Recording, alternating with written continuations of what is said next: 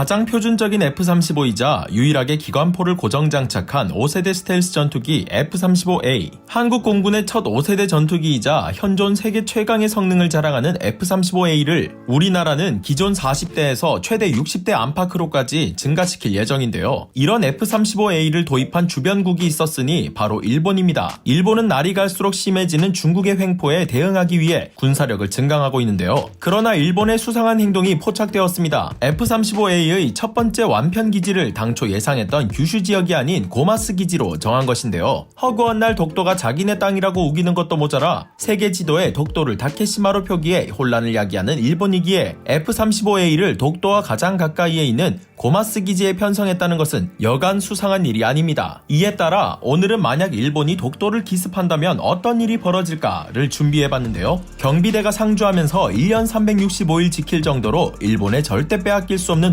독도에서 벌어질 가상 전투에 대해 알아보도록 하겠습니다. 일본의 방위성은 F-35A 전투기들을 오는 2025년까지 고마스 기지에 배치할 것이라고 밝혔는데요. 고마스 기지는 우리나라 공군의 F-15K와 같은 성능을 가진 40대의 F-15J 전투기들이 배치되어 있는 곳으로 여기에 F-35A가 추가 배치된다면 우리나라의 입장에선 꽤 위협적인 상대로 거듭나게 됩니다. 게다가 100여 대가 넘는 F-35A를 구매할 예정인 일본이기에 우리나라는 이들에 대해 대비를 하지 않을 수가 없는데요. F-35A의 물량 면에서나 운영 조건 면에서나 일본에 비했을 때 밀릴 수밖에 없는 우리 군은 과연 이들에 대응하기 위해 어떤 계획을 준비했을까요? 이미 우리 군 당국은 이와 관련해 2020년 12월 일본의 독도 침공 시나리오와 이를 방어할 우리 군의 대응 전력 등을 명시한 문건을 국회에 보고한 바 있습니다. 이 문건에 따르면 일본 자위대는 1단계로 독도 상륙을 위해 사이버전을 이용한 독도 봉쇄를 한 뒤 주력 부대 상륙에 앞서 먼저 파견하는 선견 부대를 독도의 동도에 침투시키고 이후 2단계에서 해상 자위대의 이지스함 한 척을 비롯한 잠수함 2척에서 4척, F-15J를 포함한 전투기들과 조기경보 통제기,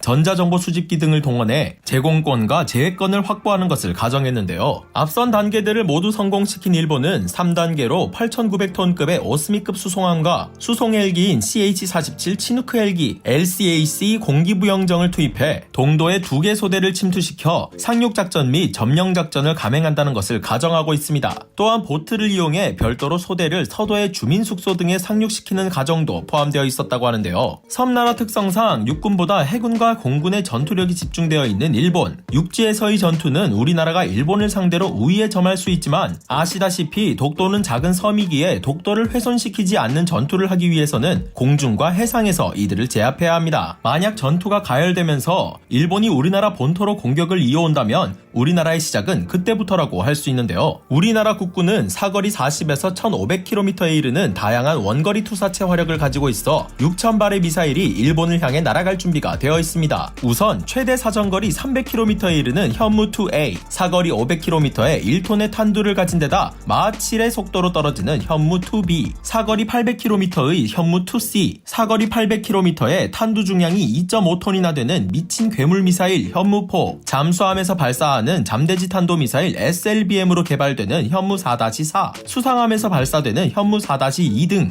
무시무시한 탄도미사일들을 가지고 있으며 여기에 대한민국 공군은 GPS 유도 키트를 부착해 MK-82 폭탄을 KGGB로 개조, GBU-12, GBU-24, GBU-27, GBU-28, GBU-31, GBU-39, GBU-50, GBU-52 등 다양한 레이저 유도 폭탄을 가지고 있는데요. 이외에도 AGM-65 매버릭 미사일, AGM-142 같은 공대지 미사일을 보유하고 있는 우리나라는 지하 벙커까지 뚫고 들어가 완전히 박살내버리는 벙커버스터와 같은 기화폭탄 보유량이 세계 6위에 달할 정도입니다. 게다가 우리 군에는 AGM-88 함 대레이더 미사일이라는 변수가 있는데요. 대레이더 미사일은 상대편의 레이더 신호를 쫓아 파괴하는 미사일로 순항 미사일에 비해 크기가 작아 요격이 어려워 제 아무리 일본이라 할지라도 이런 공세에는 속수무책으로 당할 수밖에 없을 것으로 보입니다.